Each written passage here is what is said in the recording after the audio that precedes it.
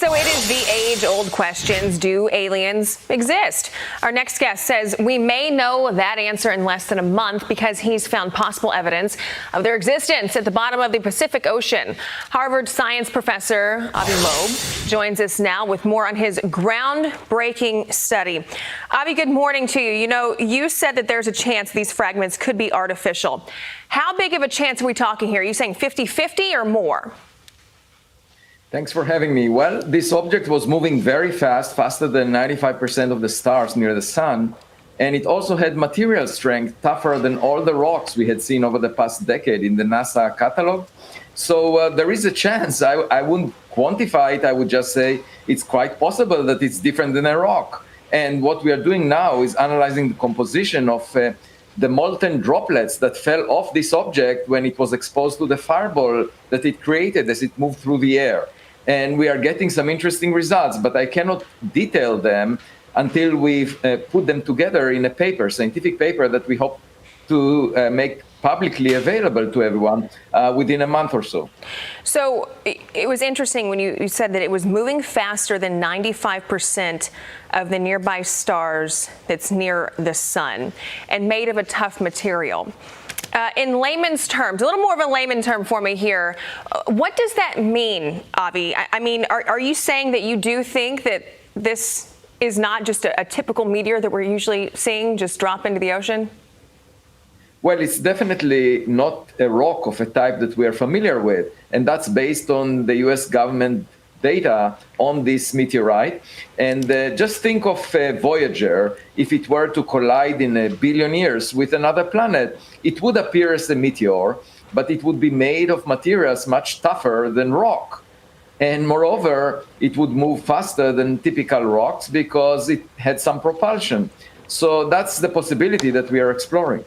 So, okay, say this is hypothetical, obviously. Say these results come back and it is an alien spacecraft, I guess is what I'll call it. It's strange even having those words come out of my mouth since it's not been really spoken about to this degree. But what would the protocol be for that? I mean, how would that change the world and us going forward? Well, it would mean that we have a neighbor, that we are not alone, just like realizing that, when you go out to your backyard and you find a tennis ball that was thrown by a neighbor, you realize, yes, I do have a neighbor. That's the basic change to our perspective about our place in the universe. And the next question is, of course, is that civilization much more advanced than we are? Because then we can learn from them. But it would be a fundamental change.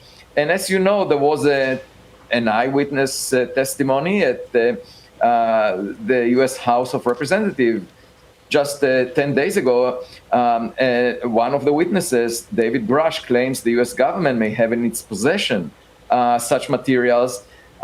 We don't know if it's real or not. For that, we need the government to step forward and provide more evidence. And the fundamental question is it easier for us to learn what lies at the bottom of the Pacific Ocean from interstellar space than it is to learn from politicians in Washington, D.C., what we know already? Yeah, I'm most interested in what someone like you has to say about this type of situation, not necessarily the government. But as you've seen lately in the news in the past couple of years, we've seen more and more of the military showing these very interesting objects flying in the sky. Avi, should this scare people? No, not at all. I think we should welcome it because it will be information that we can learn from. And it will inspire us to explore space. It may make us better instead of fighting with each other. Perhaps it will be a wake-up call for us to realize that there are more important things in life than fighting with other people. The third dimension of space will inspire us to put our resources into science, technology, and go out there.